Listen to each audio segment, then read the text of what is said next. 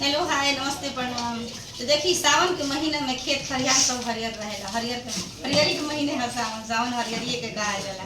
तो देखी सावन के महीना हरियर है तो ऐसे भोला बाबा के मन कैसे हरियर भइल बा। देखी वही हमने गीत गाते गीत के सुन के हमारा चैनल के लाइक सब्सक्राइब शेयर जरूर करम।